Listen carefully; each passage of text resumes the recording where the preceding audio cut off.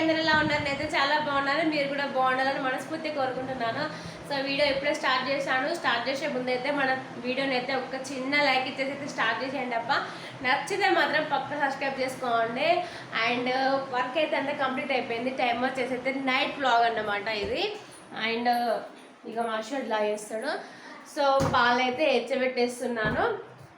Rice ఏం పెట్టలేదు, మా ఆయనకు దోశలు కావాలంట. సో అందుకనేసే రైస్ అనేది ఏం పెట్టలేదు. కర్రీస్ ఉన్నాయి, మీ పిల్లలకి అవుతుంది, రైస్ కూడా ఉంది. సో అందుకనేసే రైస్ ఏం పెట్టలేదు, కర్రీ కూడా ఏం అనలేదు. మా ఆయన వచ్చేసి నేను రైస్ తినడమ్మా ఇవాళ దోశ తింటానేసి అన్నాడు. ఎందుకంటే మళ్ళీ వెయిట్ గెయిన్ అయిపోతున్నాడట. సో అందుకనేసి ఏం చేస్తున్నావు డాడీ? ఏం చేస్తున్నావు? అక్కడ కూర్చునే అవసరం ఏముంది? సీరియస్లీ ఎంత అది చేస్తున్నాడు మాస్టర్ గారు అంటే ఘోరము. మా చిన్న కొండ అయితే ఫోన్ పట్టుకొని అయితే ఆడుకుంటున్నాడు. ఇదనే బ్లాగ్ అయితే కంటిన్యూ అవుతుంటుంది, ఎక్కడ స్కిప్ చేయకండి. ఇక ఇక్కడనైతే ఆయిల్ పొద్దాం అనేసి అయితే ఆయిల్ క్యాన్ అయితే మార్నింగే క్లీన్ చేశానండి. బట్ ఏంది అంటే లోపల వాటర్ ఉండిపోతాయి కదా, సో వాటిని క్లీన్ చేయడానికి అయితే ఒక క్లాత్ వేసాను. వాటర్ అలా ఉండిపోతే మనకు నూనె అది చిటపట అని సౌండ్ వస్తూ ఉంటుంది కదా, మీద జీలుతుంది కదా, అందుకనేసి లోపల కొంచెం వాటర్ ఉన్నట్టున్నాయి, క్లీన్ చేద్దాంలే అనేసి పోసేస్తున్నాను. అంతకుముందున మా పెద్దోడు ఏం చేసిండు, ఈ డబ్బా నిండా నింపి పెడితే వన్ సైడ్ పంపేసరికి ఏంది హాఫ్ లీటర్ డబ్బా కాలైపోయిందండి అప్పుడు. అందుకనేసి ఇప్పుడు పొయ్యాలి అలా వద్దా అని ఆలోచించుకుంటున్నా. కాకపోతే ప్యాకెట్లు కూడా అలా పెడితే వాడు తొందరగా వాళ్ళు సడన్గా వచ్చి దాన్ని కొట్టడము, దాని మీద ఏమైనా పొడిచినా కూడా ఆయిల్ మొత్తం పోతుంది కదా అనేసి నేనైతే ఇక ఆయిల్ అయితే దీని మీద పోద్దామని ఫిక్స్ అయిపోయాను. అందుకనేసి ఇక మా ఆయనకు చెప్పేసా ఇది నింపి పెట్టేసాను, మిగిలింది మాత్రము ఇంకో డబ్బా ఉంది కదా ఆ డబ్బాలో నింపుతా అని చెప్పాను. సరేలే నింపేసుకో అని చెప్పిండు, అందుకే నింపేస్తున్నాను. అప్పటికే చాలా టైం అయిపోయిందండి. మా ఆయన అయితే ఇంకా ఆఫీస్ నుంచి రాలేదన్నట్టు. సో నేను వర్క్ అయితే అలా కంటిన్యూ చేసుకుంటా ఉంటూ ఆయిల్ అయితే పోసేస్తున్నాను. మంత్లీ 6 or 7 పడుతున్నాయండి ఆయిల్. అసలు మేము ఆయిల్ తింటున్నామా నీళ్ళు తింటున్నామో అర్థం కావట్లేదు. అది ఆయిల్ వాడకంలో కాదు, ఆయిల్ వచ్చే క్వాంటిటీ కూడా చాలా తక్కువ. ఇది 5 లీటర్ క్యాన్ తీసుకొచ్చాము. ఇందులో 5.5 మన అదేంటిది ప్యాకెట్స్ పడుతున్నాయి అన్నట్టు. 5.5 కంటే ఎక్కువనే పడుతున్నాయి. సో ఇవి నింపుతూ ఉంటే కూడా మా పిల్లలకు ఏదో ఒకటి ఇచ్చుకుంటూ ఉండాలి, అట్లయితే నేను పని చేసుకొని ఇస్తారు. అందుకనేసి వాళ్ళకి ఏదో ఒకటి ఇచ్చుకుంటా అయితే నేను పని అయితే చేసుకుంటూ ఉంటాను. వాడు వచ్చి మధ్యలో వచ్చి కారీ అమ్మ అనేసి అన్నాడు. సరేలే ఇక వానికైతే కారు ఇచ్చాను. మా పెద్దోడు వచ్చి అయితే నాకేం కావాలి మమ్మీ, ఇంకేం ఉన్నాయి ఇంట్లో అనేసి అంటున్నాడు. అంటే వానికి కారులో వేరే ఐటమ్ వస్తుందండి, సో అది దానికి కావాలంట. బట్ అది ఇండివిజువల్గా అమ్మర్రా, కారులోనే కల్పిస్తారనేసి వాళ్ళ నాన్న చెప్పిండు. బట్ అప్పటికే దాన్ని ఏరి ఏరి ఏరి ఏరి ఎత్తుక్కొని మరీ వెళ్ళిపోయిండు. నేను పోస్తూ ఉంటే నన్ను ఫుల్ చిరాకు తెప్పిస్తున్నాడు. అందుకే నాకు కోపం వచ్చి అరిసేస్తున్నాను. ఎందుకంటే ఆయిల్ పోయాక కొంచెం మిస్ అయింది అనుకోండి, ఆయిల్ మొత్తం కింద పడిపోతుంది, అది ఎంత గలీజ్ అవుతుందో అది తెలుసు కదా. అందుకనేసి నాకు కోపం వచ్చేస్తుంది. అండ్ వెనకాల చూస్తున్నారు కదా మా వాళ్ళు శ్రీ వీడియోస్ నడుపుతున్నారు ఆల్రెడీ. క్రియేటివ్ థింగ్స్ వీడియోస్ నడుస్తూనే ఉన్నాయి. అండ్ మా అక్షిత్ గారు బబ్బ బుక్కుతున్నాడు, మా ఆశయాన్ని సతాయిస్తున్నాడు.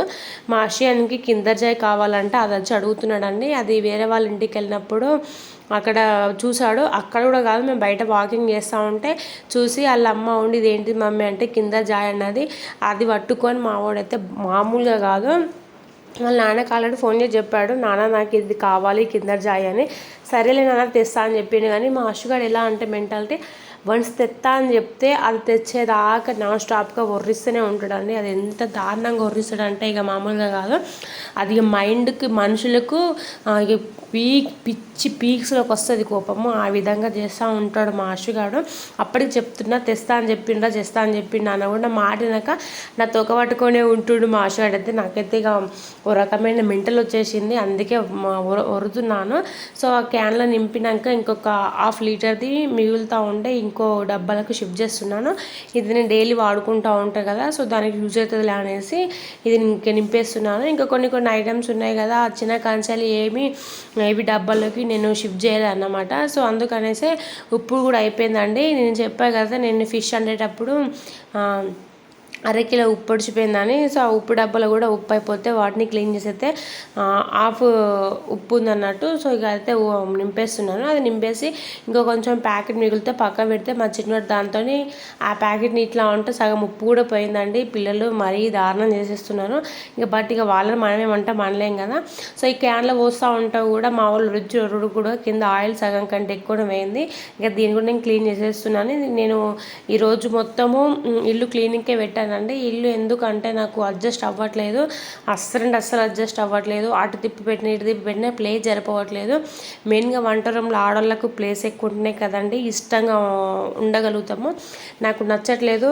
చూస్తున్నారు కదా, చేంజ్ చేశాను. బ్యాక్ సైడ్ మళ్ళీ ఇటు బౌలర్ స్టాండ్ తీసి అక్కడ స్టూల్ వేసి పెట్టాను. చాలా స్టూల్స్ ఉండే. మా ఆయన అన్ని షిఫ్టింగ్ అప్పుడు ఏది దేకి ఇక్కడ తీసుకుందామని, ఏం తేకి ఇక్కడ తీసుకుందాం అని చెప్పి ఇక్కడికి వచ్చినాక ఆఖరికైతే ఏం తీసుకుంటలేడండి. ఆ స్టాండ్ పెడదామన్నా కూడా మొదలు కొట్టే ఛాన్స్ లేదు. ఎందుకంటే కొడితే మళ్ళీ ఎక్స్ట్రా మనీ అడుగుతారు అనేసి ఉండే 3 నెలలకు ఎందుకు ఎక్స్ట్రా మనీ కట్టడం అనేసి అడ్జస్ట్ అయిపోతున్నాయి ఈ సెల్ఫ్ల పైనే.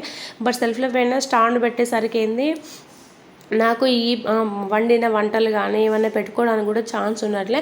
అందుకనేసి మాది ఇంకొక స్టూల్ ఉంది. ఆ స్టూల్ మాత్రం అది తీసి అక్కడ పెట్టేసి దానిపైన అడ్జస్ట్ చేశాను.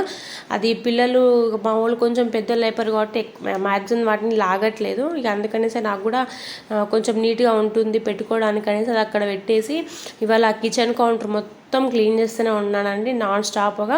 పొద్దున్నుంచి స్టార్ట్ చేస్తే ఈవినింగ్ దాకా క్లీన్ చేస్తూనే ఉన్నాను. ఇది దోశపిండి కలుపుతా ఉన్నాను. మా ఆయన నాకు ఫోన్ చేసి చెప్పాడు, దోశపిండి కలిపేసి పెట్టమ్మా నేను వచ్చేస్తున్నానని. సరేలే అనేసి దోశపిండి అయితే కలిపేస్తున్నాను.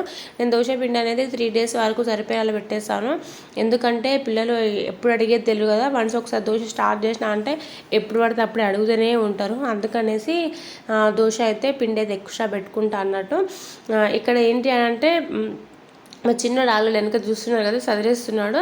ఇక్కడ ఆల్రెడీ దోశలు అన్నీ వేసి అయిపోయినాయి. ఆ వేసి అయిపోయినాక లాస్ట్ పిండి ఇది మా చిన్న బుడ్డోనికి వాడు వచ్చి నాకు చిన్న దోశ అమ్మ వేసి అమ్మ అనేసి అన్నాడు.